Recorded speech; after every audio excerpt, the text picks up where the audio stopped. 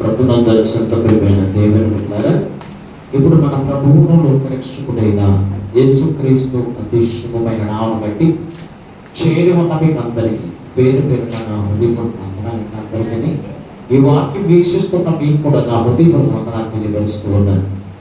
దేవుని మహాకృపలో మరొక పర్యాయము దైవ సన్నిధిలోనికి నడిపించబడి దేవుని స్తుతించే గొప్ప భాగ్యము, దేవునితో సహవాసము చేసే కృపను ఆ పరిశుద్ధాత్మ దేవుడు మరొకసారి మనందరికి ఇచ్చినందుకు మనం ఎంతగానో ప్రభువును బట్టి స్తుతించబద్దులమే ఉన్నాం.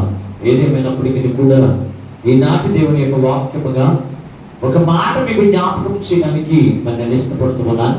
పరిశుద్ధ గ్రంథములో నుండి పేతురు గారు రాసినటువంటి 2వ పత్రిక 2వ అధ్యాయం 17వ వచనాన్ని ఈనాటి దేవుని యొక్క వాక్యముగా మనం నేర్చుకుందాం. పేతురు గారు రాసిన 2వ పత్రిక 2వ అధ్యాయము 17వ వచనాన్ని, మీరు నీళ్లు లేని బావులను పెనుగాలికి కొట్టుకుని పోవు మేఘములనై ఉన్నారు.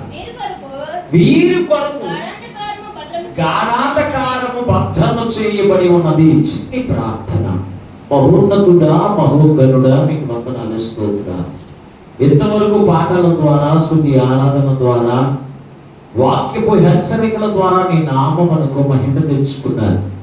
కొద్ది సమయం నీ విలువైన వాక్యమును ధ్యానము చేస్తూ ఉండగా చేరి ఉన్న ఈ మాటలు వింటున్న ప్రతి వారిని మీరు చూస్తూ ఉన్నారు కనుక మీ పక్షముగా నిలబడి దాసుని ఆత్మతో నింపి నీ దాసుని నోట నీ మాటలు వచ్చి మాతో సూటిగా మాట్లాడుతూ ఉండగా వినగలుగు చెవి, గ్రహించగల మనసు, లోబడి అనుసరించి నడిచే మనసు మాకు అందరికీ దయచేయమని మా ప్రభువు రక్షకుడైన యేసు నామమున ప్రార్థించి వేడుకొనుచున్నాము పరమ తండ్రి. ఆమేన్. దేవునికి స్తోత్రం, దేవునికి స్తోత్రం. హల్లెలూయా. ప్రభునందరిచంత ప్రియమైనటువంటి దేవుని బిడ్డారా, చదవబడిన వాక్య భాగముల నుండి ఈ రోజున ప్రభు మనతో మాట్లాడుతున్నటువంటి వాక్యపు మాట,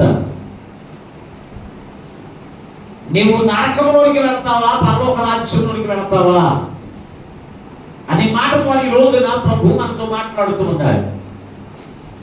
నీవు నరకంలోకి వెళ్లకుండా ఉండాలి అంటే నీవు జీవించవలసిన జీవితం ఏంటో ఈ రోజున దేవుని యొక్క వాక్య భాగముల నుంచి ఈ రోజున మనం చూద్దాం.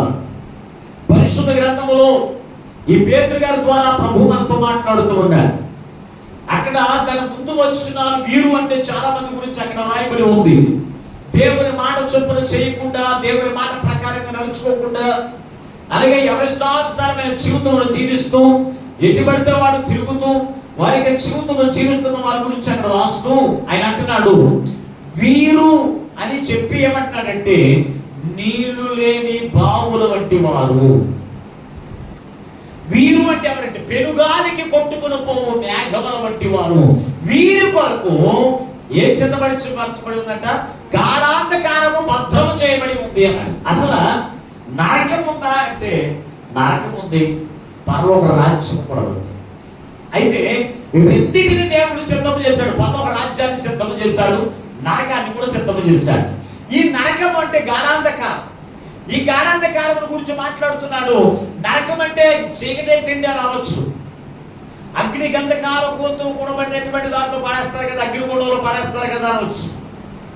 ఒక రాజుగారు గొప్ప విందు సిద్ధం చేసి వారందరి కొరకు విందును సిద్ధం చేసి వారందరూ కూడా పిలిచినప్పుడు ఒకడేమో ఏంటి ఎద్దులు కొనుక్కోవడానికి వెళ్ళినవాడు ఒకడు, ఒకడేమో పొలం చూసుకోవడానికి వెళ్ళినవాడు ఒకడు, ఒకడేమో పెళ్లికి వెళ్ళినటువంటి షాపులు చెప్తూ ఉండగా అక్కడ ఉన్నటువంటి వీధుల్లో కనపడిన వారందరినీ కూడా పిలుచుకుందామన్నప్పుడు ఒక వ్యక్తి వస్త్రంలో లేకుండా వచ్చేసాడంట, పూర్తి బట్టలతో.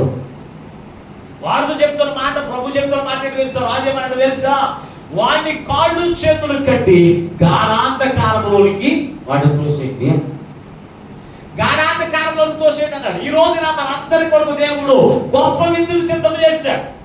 ఇది లోకంలో దొరికే విందు కాదు, ఇది లోకస్తులు పెట్టేటువంటి విందు కాదు. ప్రభు మన కొరకు సిద్ధం చేసి ప్రభువే మనకు పెడుతున్నటువంటి విందు. ఈ విందు ఎప్పుడు పెడినప్పుడు మనకు దొరకదు, ఎక్కడ పెడితే అక్కడ మనకు దొరికేది కాదు. ఈ విందు కొరకు మనం ఏం చెప్పకూడదు అంటే సాకులు చెప్పకూడదు. దేవుని సన్నిధి విడిచిపెట్టి చెప్పిన ప్రతి ఒక్క మాట కూడా సాకులే. ఎందుకంటే దేవుని యొక్క మందిరములకు వచ్చి దేవుని యొక్క ఆరాధనలో పాల్గొని పోయిన తర్వాత నీ పనులు ఖచ్చితంగా చేసుకోవచ్చు. లేకపోతే నీ కొంపలేం అంటుకుపోవు, నీ కొంపలేమో కూలిపోవు. కానీ మనం ఏం చేస్తామో తెలుసా? దేవుని సన్నిధి విడిచిపెట్టి దేవునికి మనం ఏం చెప్తామంటే సాకులు చెప్తాం. ఆయన యొక్క వెతుకోవడం మనం ఏం చెప్తామంటే సాకులు చెప్పేవారు కదా. అవి సాకులు అంటారు తప్ప అవి నిజమైన కారణాలు కాదు. కారణాలు కాదు, నువ్వు ఎప్పుడైనా చేసుకోవచ్చు ఇంటికాడ పని ఏమైనా సరే. కానీ మనం అలా చెయ్యం. దేవుని సన్నిధి విడిచిపెట్టి మనం ఏం చేస్తామో తెలుసా? సాకులు చెప్తాం దేవుని సన్నిధిలో. అందుకే ఈ రోజున ప్రభు మనతో మాట్లాడుతున్నాడు. గాఢాంధకారము ఎవరి కొరకు సిద్ధం చేశాడు, నరకాన్ని ఎవరి కొరకు దేవుడు సిద్ధం చేశాడు, ఆ నరకములు ఎవరో అందులో వెళ్తారు అనేది ఈ రోజున దేవుని యొక్క వాక్యం నుంచి మనం చూడగలిగితే, ఒకటి చెట్టు ఎక్కడ చదవబడి వారు ఎండిపోయిన బావులు వంటి వారు, నీళ్లు లేని బావులు వంటి వారు అంటున్నాడు. అసలు నీళ్లు అంటే ఏంటి?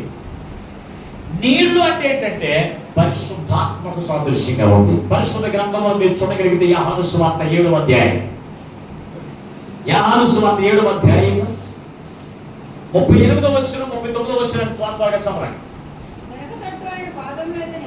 నిలవబడి ఏం చదువుతున్నారు? 7వ అధ్యాయం, నా యందు విశ్వాసం ఉంచువాడెవడో లేఖనములో చెప్పినట్లు వారి కడుపులో నుండి జీవజల నదులు పారును బిగ్గరగా చెప్పెను. తన యందు విశ్వాసం ఉంచువారు పొందబోవు ఆత్మల గురించియే.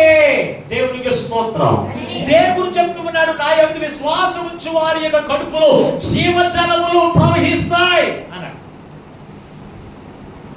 జీవజలములు నా యందు విశ్వాసం ఉంచిన వారికి ప్రవహిస్తాయి అన్నాడు. ఇది దేని గురించి చెప్పాడు? జీవజలములు అనే మాట దేని గురించి చెప్పాడు అంటే, ఆయన చెప్తున్న మాట తాను పొందబోవు ఆత్మల గురించియే.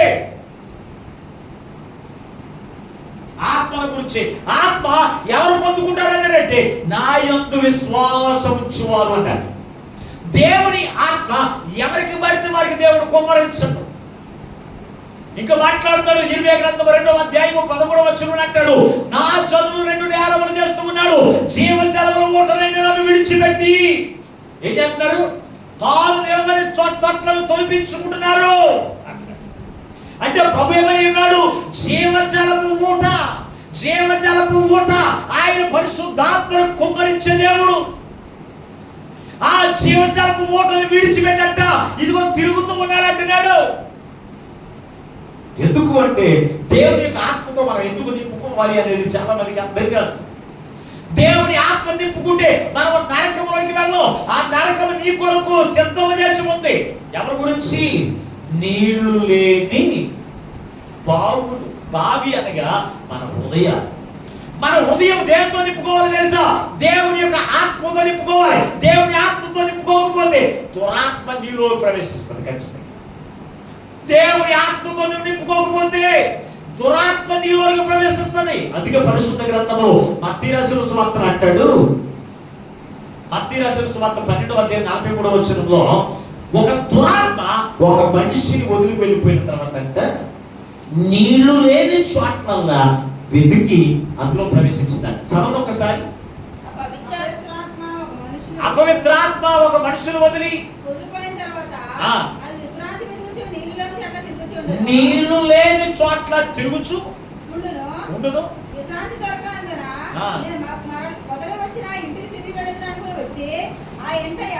అపవిత్రాత్మ ఏం వెతుక్కుంటుంది?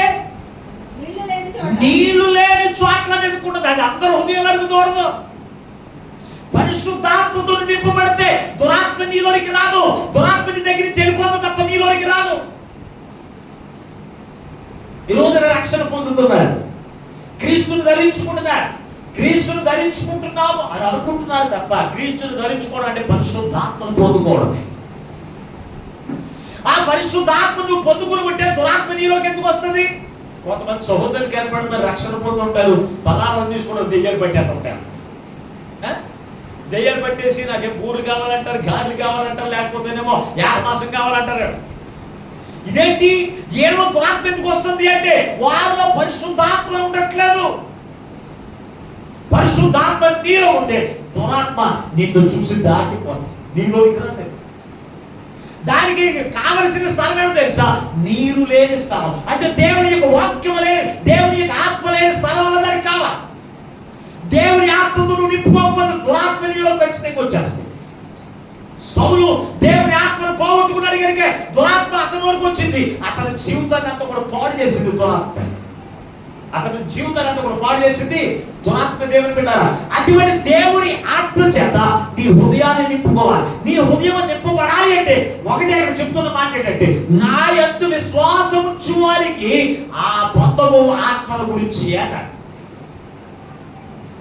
నా యందు విశ్వాసం ఉంచేవారు అంటే ప్రభు యందు విశ్వాసం ఎవరైతే ఉంచుతారో, ఎవరైతే ప్రభు ఇదిగో నీ పాపముల కొరకు, నీ శాపముల కొరకు ఆయన క్రీస్తు మనందరి కొరకు ప్రాణం పెట్టాడు, ఆయన ఆత్మను మనకు అందించాడని ఎవరైతే విశ్వాసం ఉంచుతారో వారందరికీ ఏమిస్తాడంటే పరిశుద్ధాత్మను తప్పనిసరిగా కుమ్మరిస్తాడు. పరిశుద్ధాత్మను తప్పనిసరిగా కుమ్మరిస్తాడు. రెండవదిగా చూస్తే దేవుని ఆత్మను ఎవరో నింపుతాడో తెలుసా? అపోస్తలుల కార్యముల గ్రంథంలో మీరు చూడగలిగితే, అపోస్తలుల కార్యముల గ్రంథం 5:32 వచ్చిన 5:32 దేవుడు తన విధేయులైన వారికి అనుగ్రహించు పరిశుద్ధాత్మయే. చాలు, ఇంకెవరికి అనుగ్రహిస్తాడు పరిశుద్ధాత్మను అంటే దేవునికి విధేయత చూపించిన వారికి. ఎవరికి మాట్లాడేటండి? అందరూ వెలుగుగానే ఉన్నారా? వాక్యం ఇప్పుడే ప్రారంభించబడిందనే సంగతి మీరు జ్ఞాపకం చేసుకుంటాం. ఒకసారి వాక్యం ఎప్పుడు ప్రారంభించబడింది? అదేంటంటే ముందు పాస్టర్ గారు చెప్పారు కదా, మీరు ఇప్పుడు అంటారు ఏంటండి కనపడ కూర్చోకపోవడం మీకు అనుకుంటున్నారా? లేదండి, ప్రారంభంలో ఉన్నాయి, ఇంకెక్కడికి వెళ్ళలేదు. ఇప్పుడు ఆయన మాట్లాడుతున్న మాట ఆయనకు విధేయత చూపించిన వారు పొందబో ఆత్మ గురించి అంటున్నారు. ఒకటి, క్రీస్తునందు విశ్వాసం ఉంచాలి. రెండవది, దేవుని మాటకు విధేయత చూపించాలి. ఈ రోజున దేవుని మాట ఎవరు మాట్లాడుతున్నారంటే దేవుని సేవకుల ద్వారా దేవుడి మనతో మాట్లాడుతూ ఉండగా ఆ మాటకు నువ్వు విధేయత చూపిస్తున్నావా? ఆ మాట చెప్పిన నువ్వు జీవిస్తున్నావా? ఆ మాట చెప్పిన ప్రవర్తిస్తున్నావా? ఆ మాట చెప్పిన నీ జీవితం ఉంటుందా? దేవుని మాట అంటే మనకు లెక్కలేదు. దేవుని మాటను పక్కన పడేసి మనకి ఇష్టముద్రుడు ప్రవర్తిస్తాం, మనకి ఇష్టముద్రుడు నడుచుకుంటాం, ఇష్టముద్రుడు మనం జీవిస్తూ ఉంటాం. నువ్వెవరు నాకు చెప్పేది అన్నట్టుగా మన జీవితం ఉంటే పరిశుద్ధాత్మ నీ లెక్క ఉంటుంది. నీలో దెయ్యం ఉంటేనే దేవుని మాట లెక్కలేని తరంగా ఉంటుంది. దేవుని బిడ్డ, దేవుని మాట లెక్కలేని తరంగా ఎప్పుడు ఉంటుందో తెలుసా? నీలో దురాత్మ ఉంటే దురాత్మ దేవుని మాట చెప్పిన చేయదండి. చేయకే కదా ఎక్కడి నుంచి పరలోకం నుంచి ఊడిపడింది. మరి ఈ రోజున నీవు పరలోక రాజ్యం వెళ్ళాలనుకుంటున్నావు. పరలోక రాజ్యం వెళ్ళాలంటే నీవు ముందు ఎక్కడి నుంచి తప్పించబడాలి అంటే నరకం నుంచి తప్పించబడాలి, పాతాళం నుంచి తప్పించబడాలి. ఆ పాతాళంలో నీకు నీటి ఓటలు దొరుకుతాయండి? దొరకవు. ధనవంతుడు లాజరు పరదేశంలో ఉన్నారు. ధనవంతుడు నరకంలో ఉండి, అయ్యా నీ దగ్గర ఉన్నట్టు లాజరు పంపించి తండ్రి అయిన అబ్రహామా ఇదిగో ఒక చుక్క నీరు పంపించండి. ఏం పంపించమన్నాడు? ఒక్క చుక్క నీరు పంపించంటున్నాడు. అక్కడ పాతాళంలో నరకంలో ఏముండదు, నీరు అనగా పరిశుద్ధాత్మ అక్కడ దొరకదు. ఆ పరిశుద్ధాత్మ ఎక్కడ పొందుకుంటున్నావు తెలుసా? ఈ భూమి మీద నువ్వు సత్యమైన ఎక్కడ ఉన్నప్పుడే దేవుని ఆత్మను పొందుకుంటారు. ఖచ్చితంగా దేవుని ఆత్మను పొందుకుని ఉండాలంటే నువ్వు జీవితం ఎలా తెలుసా? ప్రభు యందు విశ్వాసం ఉంచాలి, ప్రభు యందు నమ్మిక ఉంచాలి. ఆయన మాట చొప్పున నువ్వు చేసేటువంటి వారిగా ఆయన మాటకు విధేయత చూపించి అయ్యా నువ్వు ఏం చెప్తే నేను చేస్తాను అనే టైప్లో నీ జీవితం ఉంటే ఖచ్చితంగా పరిశుద్ధాత్మను నీకు కుమ్మరింపజేస్తాడు. పరిశుద్ధ గ్రంథంలో సమరయ స్త్రీ ఉంది. ఆమె గురించి మాట్లాడుతున్నటువంటి మాట మీరు చూడగలిగితే యోహాను సువార్త 4:12 ఒకసారి చదవండి. యోహాను సువార్త 4:12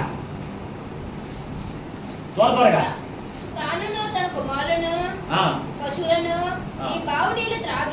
ఈ బావి నీళ్లు తాగి నాకు ఇచ్చిన మా తండ్రి అయిన యాకోబు కంటే నువ్వు గొప్పవాడివా అని ఆయనను అడిగెను. 14 వచ్చినప్పుడు చదవండి. నేనిచ్చి నీళ్లు త్రాగువాడు ఎప్పుడును తప్పికొనడు, నేను వానికి ఇచ్చి నీళ్లు నిత్య జీవమునకై వానిలో ఊరేడు నీటి బుగ్గ వలె ఉండెను. దేవునికి స్తోత్రం. యేసు ప్రభువారు ఒక ప్రాంతానికి వెళ్ళారు. దేవుని బిడ్డారా, ఆ సమరయ ప్రాంతానికి వెళ్తే అక్కడ యాకోబు తవ్విన బావి ఉంది. యాకోబు తవ్విన బావి దగ్గర కూర్చుని ఉండగా ఒక సమరయ స్త్రీ యేసు ప్రభువు దగ్గరికి వచ్చింది. మెట్ట మధ్యాహ్నం వేళ వచ్చింది. వస్తే ఆమెను పొగడుతున్న మాట, అమ్మా నేను దప్పికెళ్ళుకున్నాను కానీ మంచినీళ్ళు పోయమ్మా అని అడిగాడు. అడిగితే ఇవిడు అంటుంది, యూదుడువైన నీవు సమరయులైన మేము ఇదిగో మేము నీళ్లు పోయితే అపవిత్రం కదా అని అడిగితే నేను పోస్తాను నువ్వు తాగన్నాడు. అడిగితే ఈ ఎప్పుడైతే అన్నాడో ఈమంటుంది, మా పితరులైనటువంటి వారు ఇచ్చారు ఆల్రెడీ మాకు నీళ్లు. ఏ నీళ్ళు అయ్యి? బావిలో నీళ్లు. ఎవరు? యాకోబు మొదలుకొని ఏంటి పశువులకి కానించి ప్రతిదానికి కూడా ఆ నీటి చేత తృప్తిపరచబడినవన్నీ కూడా యాకోబు మాకు ఇచ్చాడు. యాకోబు కంటే నువ్వు గొప్పోడు అని అడిగింది. అక్కడ ఈ లోకంలో మనుషులు ఇచ్చేవి ఏడు తెలుసా? ఈ మనుషులు ఇచ్చేవి కూడా నిత్య జీవానికి సంబంధించినవి కావు. మన పితరులు ఇచ్చిన అది ఆస్తి పాస్తులు కావచ్చు, లేకపోతే ఈ కోరికలు తీర్చబడే ప్రతిదీ కూడా అవి పరలోక రాజ్యాన్ని నిన్ను. ఈమె యేసు ప్రభువు దగ్గరికి ఎందుకు వచ్చిందంటే శరీర దప్పిక తీర్చుకోవడానికి వచ్చింది. ఈ రోజున దేవుని మందిరానికి శరీర దప్పిక తీర్చుకోవడానికి వచ్చేవాడు చాలా మంది ఉన్నారు. ఏడు తెలుసా? రోగం పోవాలని వచ్చేవాడు కొందరైతే, ఉద్యోగం రావాలని వాడు కొందరు, పెళ్లిళ్ళు అవ్వాలని వాడు కొందరు, పిల్లలు పుట్టాలని వాడు కొందరు, ఇల్లు కట్టుకోవాలని వాడు కొందరు. వీళ్ళందరూ దేని గురించి వస్తున్నట్టు ఇప్పుడు మాట్లాడరే? శరీర దప్పిక తీర్చుకోవడానికి వచ్చే బ్యాచ్ ఇది. ఈ మనుషుడి యొక్క ఆశలను, మనుషుడి యొక్క ఆలోచన పెట్టుకుని ఈ రోజున లోకంలో ఉన్న వాళ్ళందరూ కూడా స్వస్థత సార్లు అంటే నీ రోగం పోవడానికి, లేకపోతే నీకు ఉద్యోగాలు ఇవ్వడానికి, లేకపోతే నీకు ఉన్నటువంటి నీ శరీర దప్పికలు తీర్చడానికి యేసు ప్రభువు వచ్చాడా? అసలు యేసు ప్రభువు ఎందుకు వచ్చాడో నీవు తెలుసుకోవాలి ఖచ్చితంగా. ఈ రోజు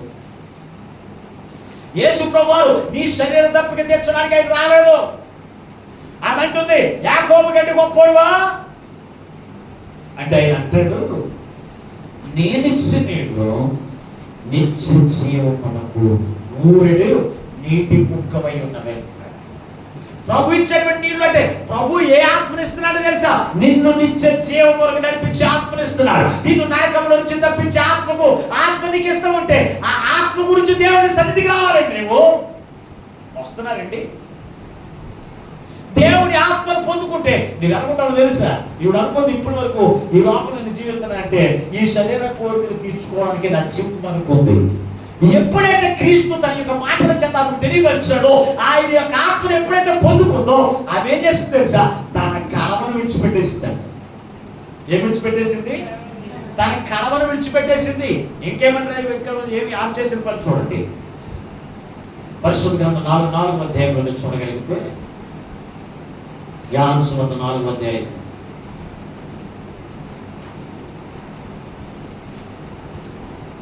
39 వచ్చిన చదవండి ఒకసారి. నేను చేసినవన్నీ నాతో చెప్పినని సాక్ష్యం ఇచ్చిన స్త్రీ యొక్క మాటను బట్టి ఆ ఊరిలోని సమరయులలో అనేకులు ఆయన యందు విశ్వాసముంచిరి. 28 వచ్చిన ఆ స్త్రీ తన కొండ విడిచిపెట్టి ఊరిలోకి వెళ్ళి, మీరు వచ్చి నేను చేసినవన్నీ నాతో చెప్పిన మనుషులు చూడండి, ఆయన క్రీస్తు కాడా అని ఆ ఊరి వారితో చెప్పిందంట. దేవునికి స్తోత్రం. అప్పుడు వరకు ఈమె జీవితం అనుకుంది. నా జీవితం అంతా కూడా ఏమనుకుందో తెలుసా? ఈ శరీర కోరికలు తినడానికి, తాగడానికి, సుఖించడానికి అనుకుంది. ఎప్పుడైతే దేవుని ఆత్మను పొందుకుందో, దేవుని ఆత్మతో తన హృదయాన్ని, తన బావిని నింపుకుందో, ఈమె తన కలవను విడిచిపెట్టేస్తుంది. విడిచిపెట్టేది ఎక్కడికి వెళ్ళింది? ఎక్కడికి వెళ్ళింది? సమరయుల దగ్గరికి వెళ్ళింది. సమరయుల దగ్గరికి వెళ్ళి, క్రీస్తు నా కొరకు చెప్పి, క్రీస్తు రక్షకుడు, నన్ను రక్షించిన క్రీస్తు మిమ్మల్ని రక్షించడానికి సిద్ధంగా ఉన్నాడమ్మా. ఆయన జరగబోయేవి, జరుగుతున్నవి అన్ని కూడా చెబుతున్నాడమ్మా. ఆయన దేవుడు, ఆయన రక్షకుడు, ఆయన ఏందే మనకు రక్షణ ఉంది, ఆయన ఏందే మనకు నరకం నుంచి తప్పించబడతాం అని సమరయులు అందరికీ చెప్తానంట. ఆ మాటలు విని అనేకులు సమరయులు ఎవరి దగ్గరికి వచ్చారు? యేసు ప్రభువు దగ్గరికి వచ్చి యేసు ప్రభువుని అంగీకరించారు. యేసుక్రీస్తు వారు ప్రతి స్థలానికి వెళ్ళి సువార్త ప్రకటించగా చెప్పండి. మరి ఏం చేశాడు ఆయన? సమరయ స్త్రీని క్రీస్తు రక్షిస్తే ఈ సమరయ స్త్రీ దేవుని ఆత్మను పొందుకున్న ఈ కుమార్తె సమరయులందరినీ కూడా క్రీస్తు యొక్కకు నడిపించింది. కడవ తన పనిని విడిచిపెట్టింది. కడవ అంటే ఏంటి? తన పని వదిలేసింది.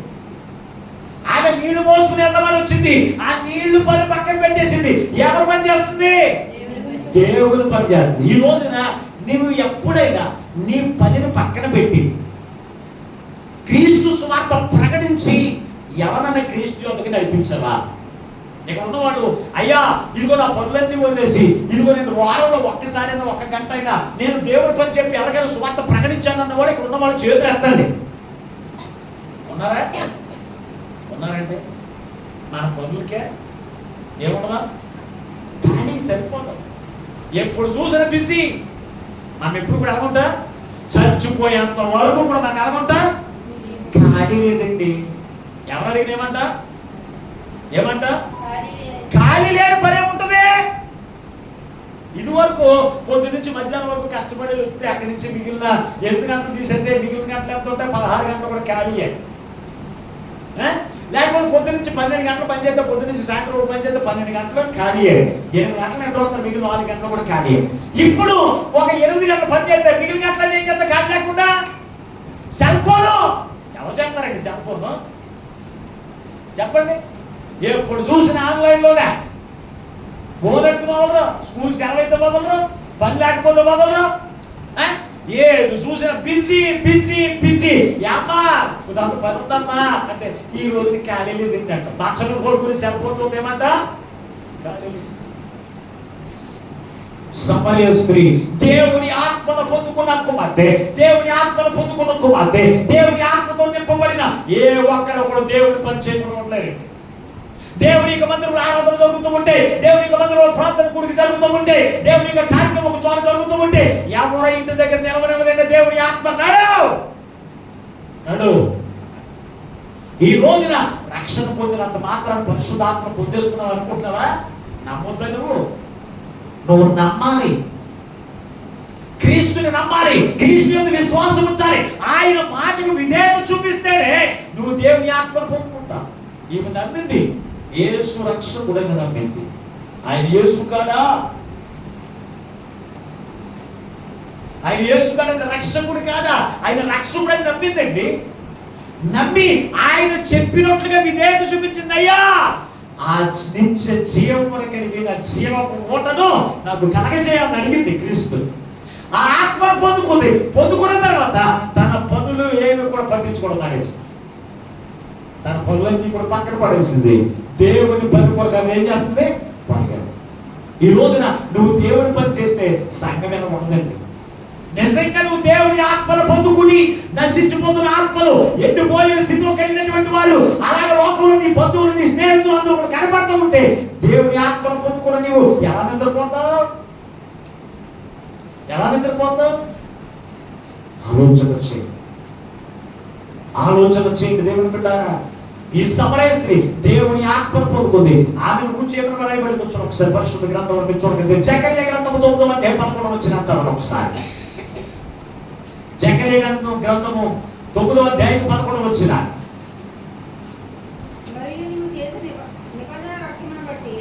నీవు చేసిన నిబంధన రక్తమును బట్టి తమ పడిన నీళ్లు లేని దోపుల నుండి చెరపట్టబడిన నీ వారిని విడిపించాడు. నీ వారిని. నీ వారంటే ఎవరు? సమరయ స్త్రీ. ఆమె వారెవరు? సమరయులందరూ ఆమె వారు కాదా? చెప్పండి.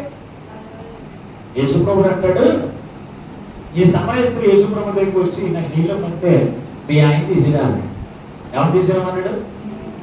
మీ ఆయన్ని అంటే నీ వాడిని తీసిరాడు. నీ వాడిని తీసిరాడు. ఇవేమంది? నాకు ఏడాది. మరి అది అబద్ధం అంటారా? అబద్ధమే కదా. అవి ఎంతమంది ఉన్నారు అన్నాడు ప్రభు. అవి ఎంతమంది ఉన్నారు? ఇది ఎవరా? నీకు ఎంతమంది ఉన్నారు? ఇది ఎవరా? నీ వారు ఎంతమంది ఉన్నారు? నీ భర్త ఉన్నారు, నీ పిల్లలు ఉన్నారు, నీ తల్లిదండ్రులు ఉన్నారు, నీ అక్క చెల్లెలు ఉన్నారు. వీళ్ళందరూ నీ వారు కదా. వాళ్ళు ఏదైనా మాట్లాడితే వాళ్ళకి ఏమైనా గాయం తగ్గితే ఆగలుగుతావా? చెప్పండి. మన ఊరికి ఎవరికైనా యాక్సిడెంట్ అయితే తెలిసిందనుకో, అసలు మన మందిరంలో కనపడతామా? ఏం చేస్తాం? ఏడ్చుకుంటూ పరిగెత్తుకుని వెళ్ళిపోతాం.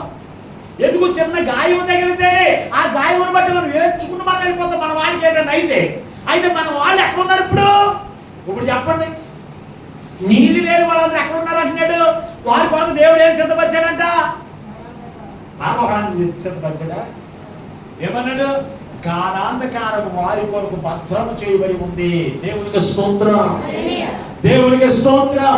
అయితే ఇంకా నీ వారందరినీ కూడా రక్షించడానికి క్రీస్తు తన అమూల్యమైన రక్తమును చిందించాడు కదా.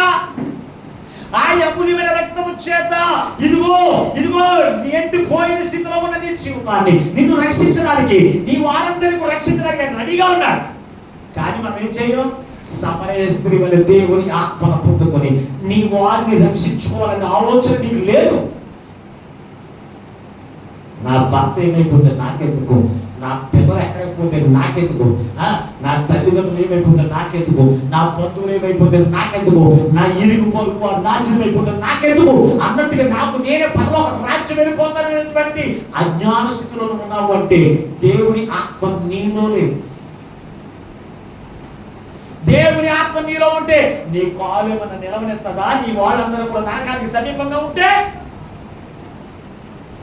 చెప్పండి ఒక్కసారి. మన వాళ్ళు ఎక్కడైనా హాస్పిటల్లో ఉంటే మన కాలు అసలు ఎక్కడ నిలుగుతుందా? ఏం వండుతున్నామో తెలవదు, ఎక్కడ కాలు ఎత్తనమో తెలవదు, ఏ బండి ఎక్కుతున్నామో తెలవకుండా పరుగులు ఎత్తుకుని వెళ్ళిపోతాం. మనకున్నటువంటి ఆతృత మన వాళ్ళకి సెంటర్ జైలు రెడీగా ఉందంటే నిద్రపోతామా? మరి మన వాళ్ళకి నరకం సిద్ధంగా ఉందంటే ఎలా నిద్రపోతామండి? ఈ రోజున సమరయ స్త్రీ నిద్రపోలేకపోయింది. ఆ సమరయులందరూ కూడా నరకానికి ఎండిపోయిన స్థితిలో కనపడ్డారంటే దేవుడి ఆత్మను పొందుకుంటాము.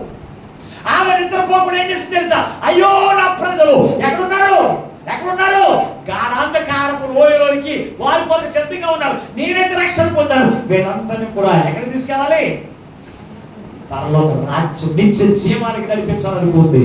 దాన్ని కలవరాలు పడేసింది అంతే. కలవరాలు పడేసి ఏం చేసింది? ఆ సమరయుల దగ్గరికి వెళ్ళి క్రీస్తు తనతో ఏమైతే చెప్పాడో ఆ మాటలన్నీ సమరయులకు చెప్పి సమరయులందరికీ ఎక్కడ తీసుకొచ్చింది? క్రీస్తు యొద్దకు నడిపించింది. దేవుని బిడ్డ, ఈ రోజు దేవుడు నీతో చెప్తున్న మాటలు నీ భర్తకి కానీ, నీ కుటుంబానికి కానీ, నీ బంధువులకి కానీ, నీ స్నేహితులకు కానీ, నీ తోటి వారికి ఎవరికైనా చెప్తున్నావా? ఇక్కడ బైబిల్ పట్టుకుని వస్తాం, మళ్ళా ఇంటికెళ్ళి ఏం చేస్తాం? బైబిల్ మళ్ళా ఒక మూల పడాలి. తర్వాత మన పనులే బిజీ. మాస్టర్ గారు మీరైతే ఖాళీగా ఉన్నారండి. మాకు అసలు ఖాళీ లేదండి. అంటే నీకు ఏం లేదు? బాధ లేదు. నీ వాళ్ళందరూ నరకానికి వెళ్ళిపోతారు అనేటువంటి బాధ నీకు లేదండి. అందుకే కదా ఈ రోజున ప్రభు మనతో మాట్లాడుతూ ఉన్నాడు. దేవుని బిడ్డలారా, దేవుని ఆత్మ లేని వారు, దేవుని ఆత్మతో నింపబడిన వారందరూ ఎక్కడ ఉన్నారంటే వారి కొరకు ఏం సిద్ధపరచు? గాఢాంధకారము భద్రము చేయబడి ఉంది. జాగ్రత్తని హెచ్చరిక చేస్తున్నాడు ప్రభు మనతో. అయితే మనం దేనితో నింపుకుంటున్నాం? మన హృదయాన్ని మనం దేనితో నింపుకున్నాం? ఎఫెసీ పత్రిక 5వ అధ్యాయం 18వ వచనం త్వరగా చదవండి. ఎఫెసీ పత్రిక 5వ అధ్యాయం 18వ వచనం. మరియు మద్యముతో మత్తులై ఉండక దానిలో దుర్వ్యాపారం కాదు, అయితే ఆత్మపూర్ణులై ఉన్న ఆత్మతో నింపబడి ఉండండి అని చెప్తున్న మాట. అపోస్తలుడైన పౌలు ఏమంటున్నాడు? దేంతో నింపబడమంటున్నాడు? మద్యంతోనా? దేంతోనన్నా మాట్లాడరండి. ఈ రోజు దేంతో నింపబడి ఉన్నారు? లోకంలో చూస్తే జనులు మద్యముతో నింపబడి ఉన్న వారిని చూసి నీకు బాధ లేదా? చెడు వ్యసనాలతో నింపబడిన వారు చూసి నీకు వేదన లేదా? దేవుని బిడ్డలారా, అందుకే కదా ప్రభు మనతో మాట్లాడుతూ ఉన్నాడు. చెడు మాటలతో నింపబడిన వారు చూసి నీకు వేదన లేదా? ఆ సమరయులు చూసి, అయోగ్యమైన జనులను చూసి అందరూ కూడా నరకానికి వెళ్ళిపోకూడదు. ఇదిగో నేను దేవుని ఆత్మను పొందుకున్నాను, దేవుని ఆత్మ చేత నింపబడిన నేను ఎలాగైనా నేను పరలోక రాజ్యానికి వెళ్తాను. నా వారు ఎవరు కూడా నరకానికి వెళ్ళడానికి వీల్లేదు. వారందరినీ కూడా నేను ఎక్కడ తీసుకెళ్ళాలి? పరలోక రాజ్యం నడిపించాలనుకుంది. రాహాబు వేశ్య ఆమె ఒక్కనే రక్షించబడడానికి ఇష్టపడలేదు. ఆమె రక్షణ పొంది తన కుటుంబం అందరినీ, తన వారందరినీ కూడా రక్షణలో నడిపించి ఇశ్రాయేలు ప్రజలతో జీవించడం ప్రారంభించింది. నువ్వెవరితో జీవిస్తున్నావు? రక్షణ పొందావు. నీ వారెవరు ఇప్పుడు? నీ వారెవరు ఇప్పుడు చెప్పండి? నీ వారెవరు? నరకంలో ఉన్నవాడా? మాట్లాడకండి. మన వారందరూ ఎవరు? వీళ్ళు నా వాళ్ళు, వీళ్ళు నా బ్యాచ్, మేమందరం కూడా అక్కడికి వెళ్తామంటే ఎక్కడికి వెళ్తావు? నువ్వు వాళ్ళతో కలిసి నీవు ఉన్నటువంటి సహవాసం ఎవరితోనూ? నీ వారు ఎవరు? ఇక్కడ అంటున్నాడు, నీ వారందరూ కూడా, నీ వారందరినీ కూడా నేనేం చేస్తానో రక్షిస్తాను. ఎక్కడి నుంచి? ఎండిపోయిన బావిలో నుంచి వాడిని రక్షించి జీవపు ఊట చేత నింపి, అంటే దేవుని ఆత్మతో నింపి నేనేం చేస్తానంటే పరలోక రాజ్యంలో నడిపిస్తానని చెప్తూ ఉంటే ఈ రోజు నీకు ఏమాత్రం కూడా ఏం లేదు, బాధ లేదు. నీ వారందరూ నరకాన్ని. యోబు గారు తనకి స్నేహితులు ఉన్నారు. ఒక చక్కని ముగ్గురు స్నేహితులు ఉన్నారు. ఈయన చూస్తే యోబు పొద్దున్న లేస్తే ఏడుస్తూనే ఉండేవాడు. ఎందుకు ఏడుస్తుండేవాడు అంటే వాళ్ళని చూస్తే యోబుకి అక్కన పడేవాడు తెలుసా? ఒక్కసారి యోబు గ్రంథంలోకి వెళదాం. యోబు గ్రంథం 6వ అధ్యాయం 14 వచనం చదవండి ఒకసారి. 14 వచనం నుంచి 17 ఉన్న భాగాన్ని చదవండి ఒకసారి. త్వరగా భయభక్తులు మానుకును స్నేహితుడు వారికి దయచూపుడు. నా స్నేహితుడు ఎండిన వాగు వలెను మాయమైపోవు. ఎలా కనపడుతున్నారంటే తన స్నేహితులు యోబుకి ఎలా కనపడుతున్నారంటే పొద్దున లేస్తాను ఎండిపోయిన వాగు వలె, అంటే నీరు లేనటువంటి వాగుల వలె ఉన్నారా? ఈ రోజు నువ్వు పొద్దున లేస్తున్నావు, దేవుని ఆత్మను పొందుకున్నటువంటి వారిని చూసి యోబుకున్నటువంటి ఆతృత నీకుందా? ఎండిపోయిన వాగు వలె ఆవిరైపోయి నరకానికి పోయేటువంటి వారిగా వారి దగ్గర కనబడుతున్నారు అన్నాడు. ఎవరు ఆ గురించి ఏమన్నాడు? భక్తిహీనత అన్నాడు. వారి భక్తిహీనతను బట్టి, దేవుని యొక్క భయభక్తులు లేనటువంటి జీవితం బట్టి వాళ్ళని చూసి పొద్దున లేచి వారి గురించి దేవుని సన్నిధిలో గోజాని ప్రకటించి వారి దగ్గరికి స్వార్థ ప్రకటించేవాడు. వాళ్ళ దగ్గరికి వెళ్ళి స్వార్థ ప్రకటించేవాడు. దేవుని మాటలు చెప్పేవాడు. వాళ్ళేమనేవారు తెలుసా? ఇతను మాటలేమని లెక్క చేసేవారా? రే ఇంటికి 7 కొడుకులు పోయారు రా, 3 కూతురు చచ్చిపోయారు, ఆస్తి అంతా కూడా పోయింది. ఆ దేవుడిని వదిలేసి మాతో కలిసిపోవాలి. ఆయన మాతో కలిసిపో, ఇంకా దేవుని పట్టుకుని ఏలాడతాడు. ఓకే అయ్యా, క్రీస్తు తెలుసా మన పాప విమోచన. క్రీస్తు తెలుసా మనల్ని పాతాళం నుంచి తప్పించి పరలోక రాజ్యానికి నడిపించే క్రీస్తు అయినా అని ఎంత చెప్పినా వినకపోతే దేవుడు యోబు చేసిన ప్రార్థన ఆలకించి ఎవరితో మాట్లాడాడు తెలుసా? యోబు స్నేహితుల దగ్గరికి మాట్లాడాడు. ఒక్కసారి 42వ అధ్యాయం యోబు గ్రంథం 42వ అధ్యాయం 8వ వచనం చూస్తే 8-9 వచ్చిన 7 ఎడ్లను 7 కొట్టాలను తీసుకొని నా సేవకుని యోబు వద్దకు పోయి ఈ నిమిత్తం దహన బలి అర్పింపవలెను. అప్పుడు నా సేవకుడు యోబు నిమిత్తం మీ నిమిత్తము ప్రార్థన చేయను. మీ అవివేకమును బట్టి మిమ్మల్ని శిక్షింపకుండానట్లు నేను అతనిని మాత్రం అంగీకరించేదను. ఇక్కడ యోబు పలికినట్లు మీరు యుక్తమైనది పలకలేదు.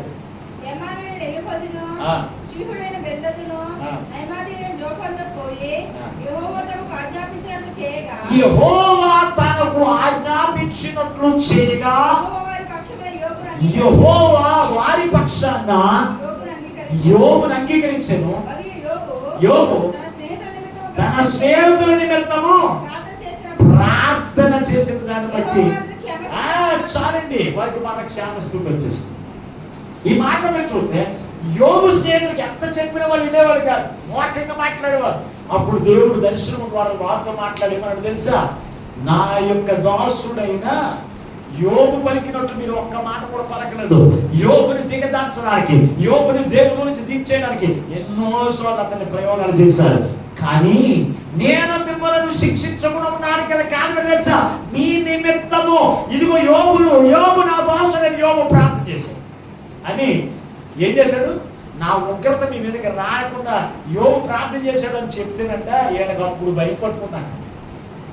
అప్పుడు భయపడుకుని ఆ 9వ వచనం అంటాడు, ముగ్గురు స్నేహితుల పేర్లు రాసి అంటాడు, యెహోవా తనకు ఆజ్ఞాపించిన ప్రకారము చేసెను అన్నాడు. దేవునికి స్తోత్రం. స్నేహితులు ఎప్పుడు చేశారంటే దేవుడు ఆజ్ఞాపించిన ప్రకారం. ఎప్పుడు చేశారు తెలుసా? ఇదిగో అతను ప్రార్థన చేస్తడం మానలేదు. యోబు తన స్నేహితులకు ప్రార్థన చేయడం మానలేదు. యోబు తన స్నేహితులకు సువార్త ప్రకటించడం మానలేదా? వాళ్ళు వినకపోయినా క్రీస్తు గురించి బోధించడం మానలేదు. ఈ రోజు నువ్వు ఎప్పుడైనా నీ కుటుంబానికి నీ వారికి ఎవరికైనా సువార్త ప్రకటించారా? నీ ఇంటి వారికి ప్రకటిస్తేనే దేవుని మందిరం సరిపోనండి. దేవుని మందిరం సరిపోద్దా?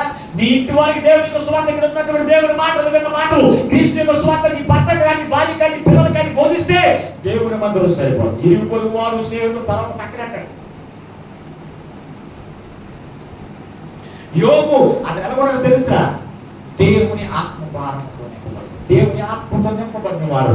అతనికి కుష్ఠరోగం వచ్చేసిన, ఆస్తి ఉన్నా లేకపోయినా దేవుని ఆత్మతో అతను నింపబడ్డాడు కనుక దేవుని ఆత్మతో నింపబడిన వారు ఎవరైనా నరకానికి వెళ్ళిపోతూ ఉంటే ఆగలేరండి.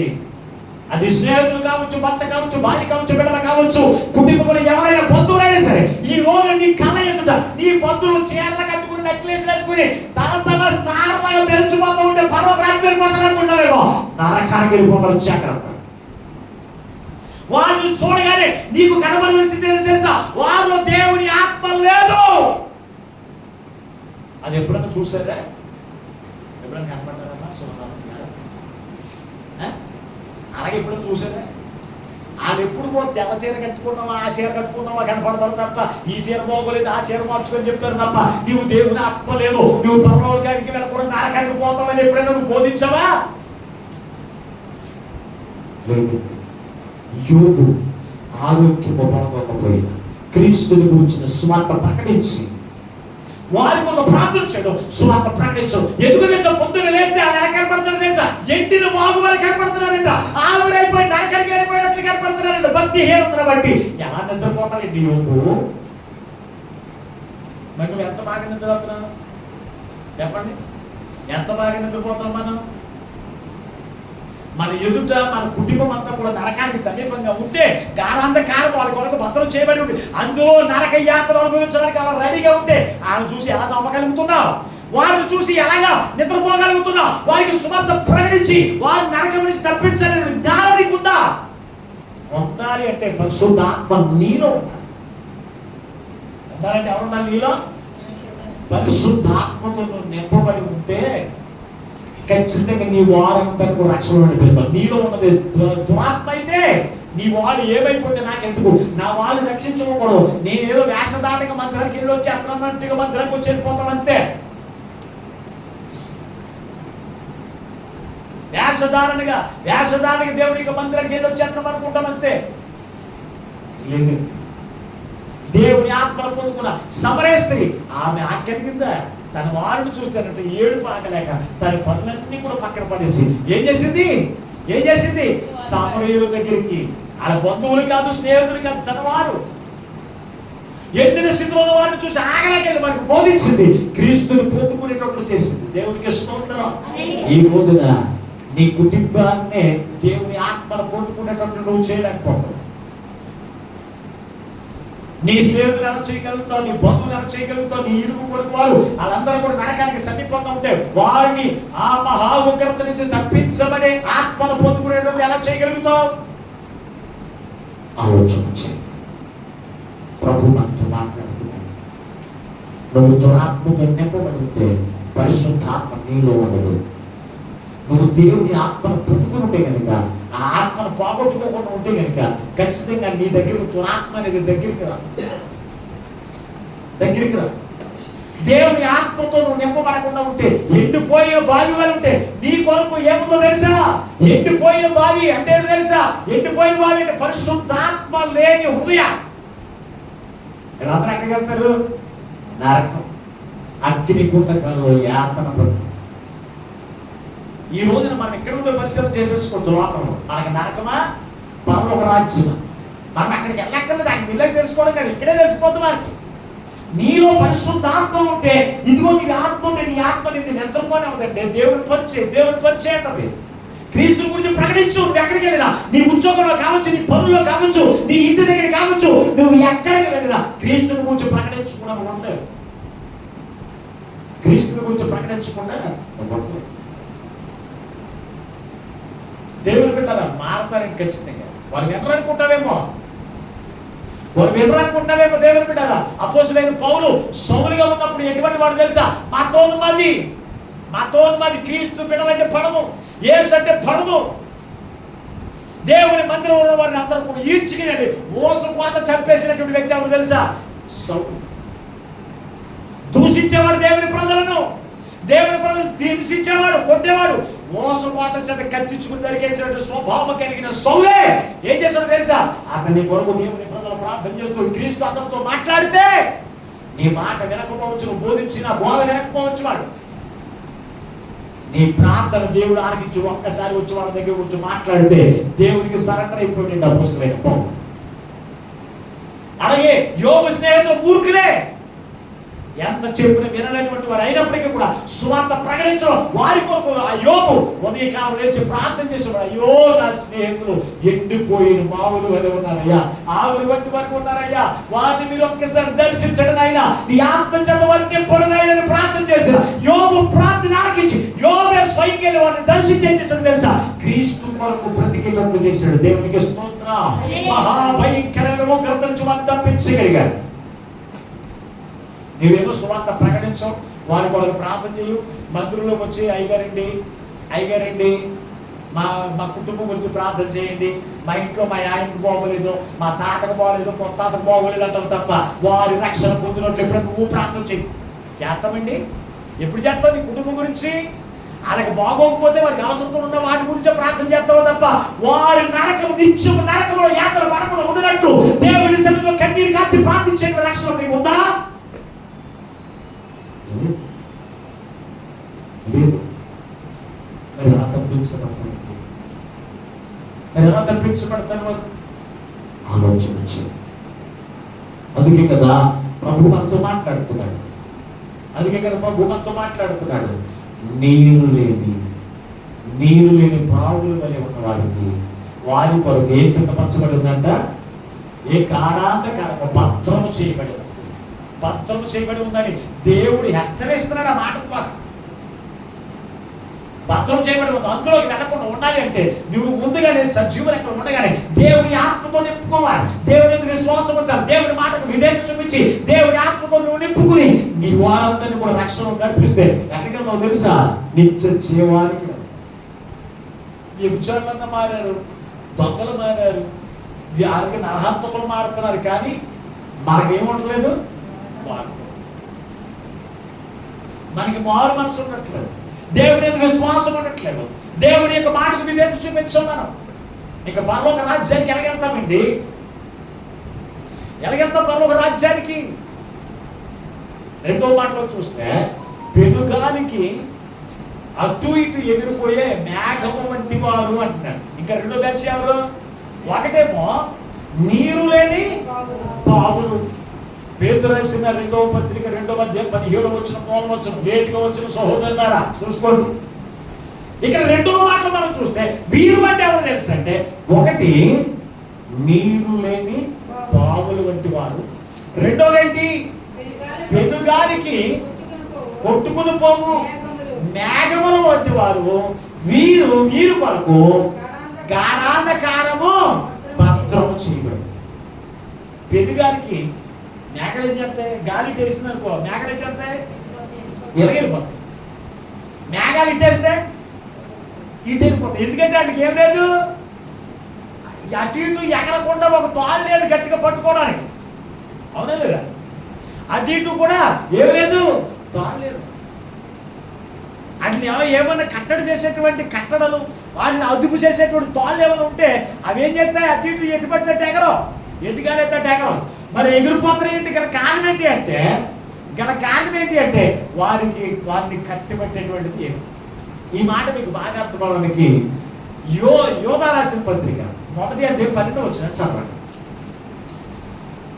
యోధా రాసిన పత్రిక ప్రకటన గ్రంథం ముందు కొంచెం ఒకసారి 1వ అధ్యాయం 12వ వచనం 12-13 వచనాలు. మీరు నిర్భయముగా మీతో సుభోజనము చేయుచు తమను తాము నిర్భయముగా పోషించుకొనుచు మీ ప్రేమ విందులో దొంగమట్టలుగా ఉన్నారు. మీరు గాలి చేత ఇటు అటు కొట్టుకొని పోవు నిర్జల మేఘములుగాను, కాయలు రాలి పండ్లు లేక 2 మార్లు చచ్చి వేళ్లతో పెళ్ళగింపబడిన వేళ్ళు పెకలించబడిన చెట్లుగాను తమ అవమానము ముందు వెళ్ళగలకు వారి సముద్రమేక ప్రచండమైన అలగాను మార్గము తప్పు చుక్కలుగాను ఉన్నారు. వారి కొరకు గాఢాంధకారము నిరంతరము భద్రము చేయబడి ఉంది. దేవునికి స్తోత్రం. ఇక్కడ కూడా సేమ్ మాట అక్కడ కూడా మేఘములు లేకపోతే చుక్కలు. ఇప్పుడు మీరు చుక్కలు గమనించండి. చుక్కలన్నీ కూడా కథలు. ఆ చుక్కలన్నీ కూడా స్థిరంగా కొన్ని చుక్కలు ఉంటాయి. ఇవి ఎప్పుడైనా మీరు గమనిస్తే ఏం చేస్తాయి? గాలి ఎట్టేస్తా టేపుకి ఎలా నడుచుకుంటూ వెళ్తాయి. ఒక చుక్క బ్యూటీ ఎంత ఉంటుంది మీరు గమనించారా? చుక్కలు చూసే సమయం ఎవరికైనా లేదా? మరి ఇదివరకు ఉన్నటువంటి పాతకాలం ఉన్నటువంటి బిడ్డలు ఏం చేసేవారు తెలుసా? వేసవికాలం వస్తే బయట పడుకుని మంచం మీద పడుకుని గాలి వేయక ఆ చుక్కల వైపు చూసేవారు. ఇప్పుడు గాలి వేయకపోయినా ఫోన్ కరెక్ట్ ఉన్నా లేకపోయినా ఫోన్ పనిచేస్తుంది కానీ ఫోన్ ఇంకా చూస్తున్నారు కనుక చుక్కలు చూసే పని లేదు.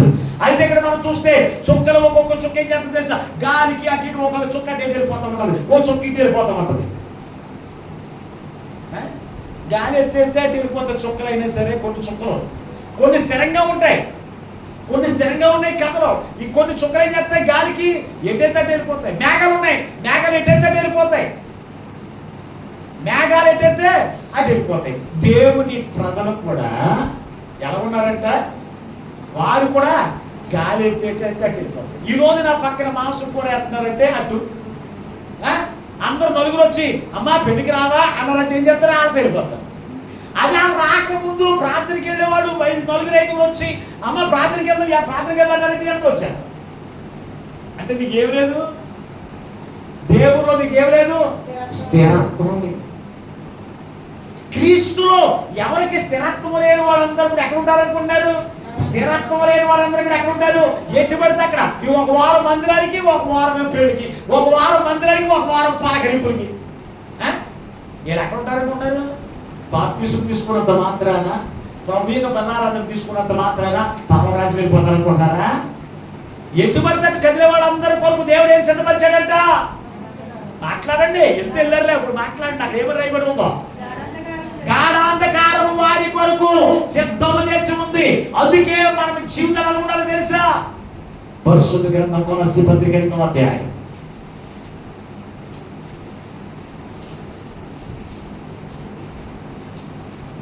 కొలస్సీ పత్రిక 2వ అధ్యాయం 6-7 వచ్చిన కావున మీరు ప్రభువైన యేసుక్రీస్తును అంగీకరించిన విధముగా ఎవరి యందంట? ఆయన యందు ఏరు పారిన వారే ఏం చేయాలంట? ఇంటి వలె కట్టబడుచు విశ్వాసమందు స్థిరపరచబడిన వారే. ప్రతి విషయంలో కూడా ఏమంటారు? కథలు వారిగా ఉండాలి. దేవునికి స్తోత్రం. ఇల్లుకి వెళ్తుందండి, పెళ్లికి వెళ్తుందా? మాట్లాడరా? ఇల్లు ఎందుకు వెళ్తుందో? కింద ఏముంది? ఇల్లు కట్టాలంటే ఏం చేస్తారు చెప్పండి ఒకసారి. ఇల్లు కట్టే ముందు కింద ఏమేస్తారు మేస్త్రి గారు? పునాది వేస్తారు.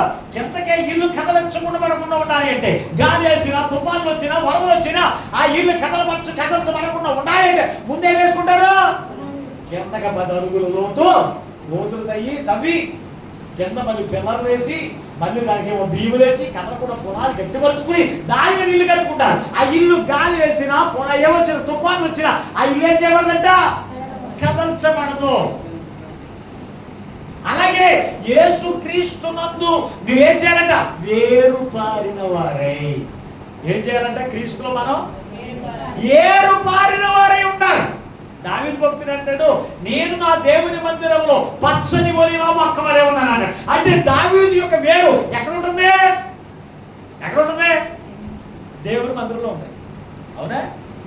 నేను నా దేవుని మందిరంలో పచ్చని ఒలివ మొక్క వరే ఉన్నాను. గాలి టేసిందని చెప్పి ఎక్కడెక్కడ ఎలా తిరుగుతున్నా తప్ప ఈ చెట్టు మన ఎక్కడ పోతుంది? మందిరంలో ఉంటుంది. దావీదు యొక్క చెట్టు. మన చెట్లు ఎక్కడ ఉంటాయి? మన చెట్లు ఎక్కడ ఉంటాయి చెప్పండి. నువ్వు ఇంటి దగ్గర కుటుంబ పోషణ కొరకు ఇలాగే నువ్వు తిరిగి పని చేసుకుని వచ్చినా ఎక్కడికి రావాలి? నువ్వు 7వ రోజు ఎక్కడ ఉండాలి? ఉంటున్నారండి భక్తులారా, దేవుని ఆత్మను పొందుకున్నటువంటి భక్తులారా, ఇప్పుడు నువ్వు ఎక్కడ ఉంటావు? ఇప్పుడు నీకు నేను చెప్పక్కర్లేదు. నీ కొరకు ఏం సిద్ధపరచబడి ఉంది? ఇప్పుడు ఎక్కడుంది? గాలి ఎట్టయితే అంటే రేపు వచ్చి వారు మందిరానికి వస్తామో లేదు కూడా ఎవరంటే ఉంటారు. కొంతమంది అడుగుతాను, మళ్ళీ వారు మేము వస్తానంటే వాళ్ళు గ్యారెంటీ కూడా వాళ్ళు చేతులు వేస్తానంటే చేతులు ఎక్కడ అంటే మళ్ళీ వారు గాలి ఎట్టేస్తాం ఏంటంటే పెళ్ళి ఎంతో తెలవదు, ఫంక్షన్ ఎంతో తెలవదు, సాగు పౌరు ఎంతో తెలవదు. అట్ల గురించి ఎదురు చూస్తాం మనం. అందుకే మనం గ్యారెంటీ ఇవ్వం. దేవుని మందిరంలోకి వచ్చేస్తారండి ఇస్తారండి. ఇక్కడ మళ్ళీ వారు గ్యారెంటీకి వచ్చేస్తారు మందిరానికి అన్న వాళ్ళు చేతులు వేస్తారండి. నిజమేనా? దేవునికి స్తోత్రం. అంటే మీ వేర్లు ఎక్కడే ఉన్నట్టు అనమాట. దేవునికి స్తోత్రం. చాలా మంచిది. ఇక్కడ వేర్లు పాతబడి ఉంటే దేవుడు స్థిరంగానే ఉంటారు. గాలి ఎక్కడ తిట్టు అది అక్కడ స్వస్థత జరుగుతున్నట్టు గమ్మ వాటి వడిచినట్టు వెళ్ళిపోతారు. మళ్ళీ ఇక్కడ అద్భుతాలు జరుగుతున్నట్టు ఇటు వెళ్ళిపోతారు. మీరు ఎవరు అనుకుంటారు? ఏరు లేను. అందుకే అంటాడు ప్రభు అంటాడు, ఇదిగో రాతి మీద కట్టబడిన ఇల్లు, ఇసుక మీద కట్టబడిన ఇల్లు, త్రోవ పక్కన ఇవన్నీ ఎందుకు చెప్పాడు? ఇసుక మీద కట్టబడిన ఇల్లు, రాతి మీద కట్టబడిన ఇల్లు ఎందుకు చెప్పాడు? ఇసుక మీద కట్టబడిన ఇల్లుకి ఎవరు తెలిసి గట్టిదనం ఉండదు. గాలి వచ్చిన తుఫాను వచ్చిన ఏమైపోతుందంటే కూలిపోతుంది. అంటే శ్రమలు వచ్చిన, కష్టాలు వచ్చిన, బాధలు వచ్చిన ఏమైపోతారేమో దేవుళ్ళు నిలబడలేరు. అందుకే క్రీస్తు మనతో మాట్లాడుతున్నాడు. పెనుగాలికి కదల్చబడిన మేఘముల వంటి వారందరూ కూడా ఎక్కడుంటారు అనుకుంటారు? పాతాళంలో యాత్ర చెబుతారు. పాతాళం గాలాంధకారం వాడుకొని సిద్ధపరచబడి ఉంటారు. రండి అంటుంది. అంతది ఎవరిని అటు ఇటు గాలి తిరిగి వాళ్ళందరినీ కూడా ఏమంటది? నీ కొరకు నేనే సిద్ధపడి ఉన్నాను రండి అన్నది.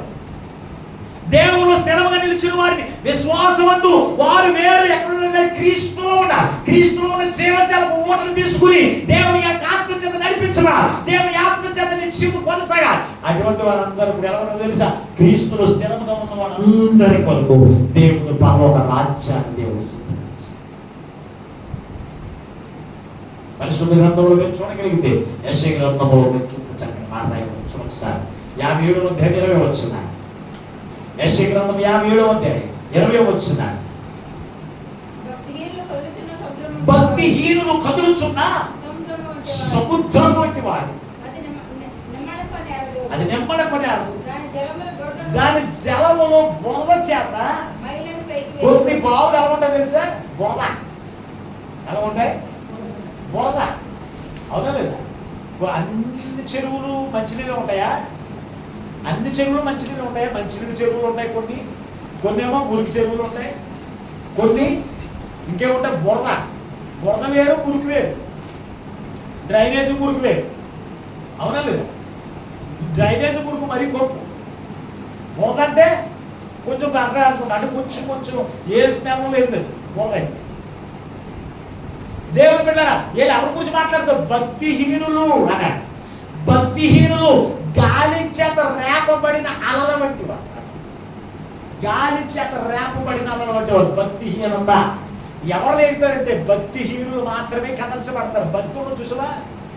భక్తి అంటే ఏంటి? క్రీస్తుని ఆరాధించడం. భక్తి అంటే ఏంటి? క్రీస్తుని ఆరాధించడం. ఈ ఆరాధించాలనే మనసులో చూసావా? వీళ్ళు ఏం చేస్తారు? భక్తిహీనులు. వీళ్ళు ఎప్పుడు కూడా కదల్చబడతానే ఉంటారు, అక్కడికి వెళ్ళిపోతూనే ఉంటారు. వీళ్ళు ఎంత దేవుళ్ళు నిలబడదామన్నా కిందకి ఏం లేదు, పునాది లేదు, దేవుని విశ్వాసం లేదు, దేవుని యొక్క మాటకు లోబడలేదు, మనసానికి లేదు. బంధంలో సహోదరు వరలక్ష్మి కుమార్తె, ఆమె తన పిల్లలు తీసుకుని ఒక ఆదివారం కూడా ఎక్కడ కదల్చబడదని ఇష్టపడదు. వెళ్తుందండి ఏదో కూలి వెళ్తుందా? ఎందుకంటారు? ఆమె వేరంతా కూడా ఎక్కడ ఉంది? దేవుని మందిరంలో వేరుతను. దేవుడు స్థిరంగా ఉంది. క్రీస్తులో నుంచి తొలగిపోతుంది. బాధలు వచ్చినా, కష్టాలు వచ్చినా, వ్యాధులు వచ్చినా, బలహీనతలు వచ్చినా క్రీస్తులో నుంచి తొలగిపోతుంది. యోబు వలే మనం వాళ్ళు చూసేమని నేర్చుకుంటామా వెనకాల ఉన్నవాళ్ళు? మనం ఏం చేస్తే ఈ బొబ్బరు గుగ్గీలో అని సంచుకుని బయలుదేరుతాం ఆదివారం. ఏం మెచ్చుకుని బొబ్బరు గుగ్గీలు అనుకుంటూ ఉంటున్నారు కదా. అసలు ఏ మాత్రమన్నా మనకి ఏమన్నా ఎవరు వస్తుందా అంటే మనలో ఏం లేదు, వేరు లేదు. వేరు లేదు కనుక గాలి ఎట్టేస్తే సరిపోతున్నాయి కదండి అంటారేమో. నువ్వు క్రీస్తు నందు ఏరు బారిన వారే క్రీస్తు యొక్క విశ్వాసంలో నువ్వు స్థిరులు కనుక నిలిచిన ఎడలా నువ్వు ఎక్కడి నుంచి తప్పించబడతావు తెలుసా? గాఢాంధకారం నుంచి నువ్వు తప్పించబడతావు. ఇంకా భక్తిహీనుడు ఇంకెక్కడ ఉంటారో తెలుసా? ఇందాక భక్తిహీనులు అన్నాడు, ఇప్పుడే మనం మాట్లాడుకోవచ్చు. ఒకసారి సామెతల గ్రంథం 21:16 వచ్చినాయి. సామెతల గ్రంథం 21:16 వచ్చినాయి. త్వరగా అన్యుని కొరకు కొట్టబడిన వారి వస్త్రములను రుచిగనుకొము, కొర్లు కొరకు వానిని కుదోబెట్టించుము. సామెతల వివేక గ్రంథం మార్గము విడిచి తిరుగువాడు, వివేక మార్గము విడిచి తిరుగువాడు ప్రేతల గుంపులో కాపురముండును. ప్రేతలు అంటే ఏంటి? ఇప్పుడు ప్రేతలు అంటే ఏంటి? ప్రేతాత్మలు అంటారు కదా. ప్రేతలు అంటే ఏంటి? బాగా తెలుసు మీకు. ఈ దెయ్యాల దగ్గర ఉంటారంటే ఎవరు? దేవుని మార్గమును విడిచిపెట్టి తిరిగేవాళ్ళు. ఉండాలి అక్కడ.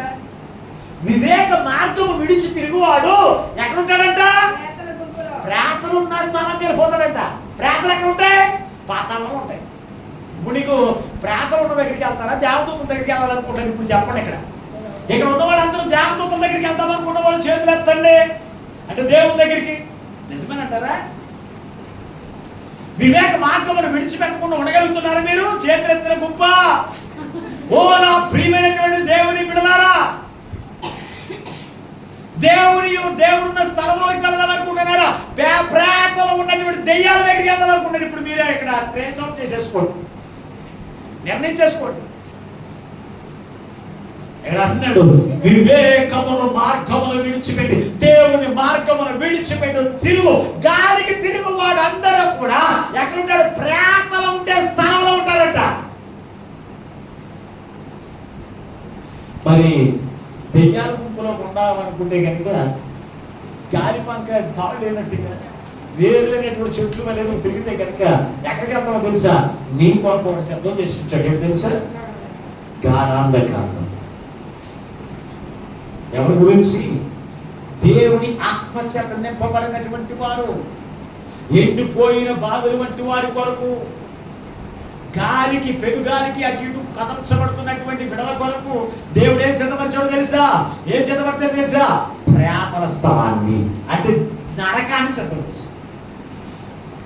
ఇస్కరియోతు యోధ క్రీస్తులో ఉన్నట్టే ఉండేవాడు. ఆ పక్కన ఎవరైనా డబ్బు చూపిస్తే ఏం చేసేవాడు? మనము దేవుళ్ళనే ఉన్నాను. మళ్ళీ వారు ఎవరైనా ఏదైనా ఆశ చూపితే ఏం చేస్తా? మళ్ళీ వారు ఎవరన్నా ఎక్కడికైనా వెళ్తే 10,000 రూపాయలు అన్నారండి, ఏం చేస్తా? ఏమ్మా నువ్వేమ్మా మళ్ళీ వారు ఆదివారం వస్తే 1000 రూపాయలతో నాతో పాటు జెండా పట్టుకుంటే ఏం చేస్తారు? వెళ్ళిపోతారు. కొంతమంది ముగదు వెళ్ళి కూడా ఉంటారు. రాయిక మంది కూడా కనపడేవాడు. వీళ్ళు ఎవరో స్థిరం లేనాడు. ఇస్కరియోతు యోధ లాంటి వాడు. అయ్యా ఎలీషా దైవజనుడా, నేను నీ దగ్గరే ఉంటానంటే అని వాడికి హాజీ. ఆ పక్కన బంగారం కనపడింది. ఏం చేశాడు? అక్కడ పంటలు కనపడింది. ఏం చేశాడు? అలాగే ఇప్పుడు గాలెట్టేసింది. రేపు వారం ఆదివారం ఏ పని లేకపోతే మందిరానికి వస్తాం. ఏ పని ఉంటేను అందుకే ప్రభు నాతో మాట్లాడుతున్నాడు ఈ రోజున. ఆయన బలాలను పాల్పొంపుడు పొందడానికి వచ్చినటువంటి దేవుని ద్వారా దేవుని సన్నిధికి రావడానికి, దేవుని ఆత్మతో నింపబడడానికి సాకులు చెప్తున్నారేమో. గాఢాంధకారంలోకి తోసివేస్తాడు దేవుడు. ఆ గాఢాంధకారంలోకి వెళ్ళకుండా ఉండాలి అంటే ఎండిపోయిన బావి వరకు నువ్వు చేసుకోవద్దు. పాతాళంలో ఉన్నటువంటి ధనవంతుడు వలె ఎండిపోయిన బావిని చేసుకుంటే అక్కడికి వెళ్ళిన తర్వాత నీళ్లు కావాలి ఆయన. తండ్రి అయిన అబ్రాహ్మా నీళ్ళు వచ్చి పోసేయండి అక్కడ పోతాను. అక్కడ భూమి మీద ఉన్నారు సేవకులు పోసేవాడు, పరిశుద్ధాత్మను అభిషేకించేవాడు, పరిశుద్ధాత్మను నింపేవాడు ఉన్నారు దేవుడి యొక్క ఆత్మ చేత. అక్కడ పొందుకో. ఎక్కడ పొందుకుంటేనే నువ్వు చనిపోయిన తర్వాత దేవుని ఆత్మ పొందుకుంటే కుదరదు. నువ్వు అనుకోవచ్చు ఇంకా నాకు ఆయుష్కాలం చాలా ఉంది, నాకు 20 సంవత్సరాలు 30 సంవత్సరాలు 40 సంవత్సరాలు అనుకుంటావేమో. ఈ రోజు వయసులో నీకు ఎత్తమలేదు, వయసులో నీకు ఎత్తమలేదు. ఒక సహోదరులు, మనకు తెలిసిన సహోదరులు, వారి రైల్వేలో జాబ్ అయిన ఇద్దరు భార్య భర్తలు, ఒక నెలకు వచ్చి 3 లక్షల రూపాయలు వస్తాయి. నెలకు వచ్చి ఎంత వస్తుందో తెలిసి అందరికీ 3 లక్షల రూపాయలు వస్తాయి. తన భర్త రోజు మద్యానికి బానిసైపోయి ఆ మద్యంతో నింపబడుతూ అదే ఒక 40 సంవత్సరాల్లో తన ప్రాణాన్ని కోరుతాడు. మద్యంతో నింపబడిన వారికి నానా విధమైన అనర్థాలు వస్తాయి. బలహీనత కావచ్చు, లేకపోతే శోధన కావచ్చు, ఇరుకులు కావచ్చు, అవమానాలు కావచ్చు, ఇవన్నీ కూడా వస్తాయి. మరి దేవుని ఆత్మతో నింపబడి, దేవుని ఆత్మతో నడిపించబడుతూ, దేవుని యొక్క ఆత్మతో మాట్లాడుతూ ఉంటే నీకు శ్రమలు ఉండవు, గొడవలు ఉండవు, సమాధానకరమైన జీవితమును, ఆనందకరమైన జీవితం పొందుకుంటావు. అందుకే దేవుని ఆత్మతో నువ్వు నింపుకుంటే నువ్వు నరకంలోనికి, మరణంలోకి వెళ్ళకుండా ఎక్కడికి వెళ్తావు తెలుసా?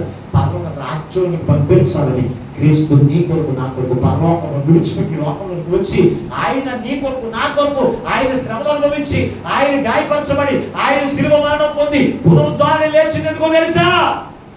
నువ్వు నరకంలోకి వెళ్ళిపోతావని కాదు, నువ్వు నరకంలోకి వెళ్ళిపోతావని కాదు, ఆ నరకంలో నుంచి, ఆ గాఢాంధకారంలో నుంచి నిన్ను తప్పించి పరలోక రాజ్యంలో పంపించడానికి క్రీస్తు ఆయన లోకంలో నుంచి రక్షణ భాగ్యం సిద్ధం చేశాడు.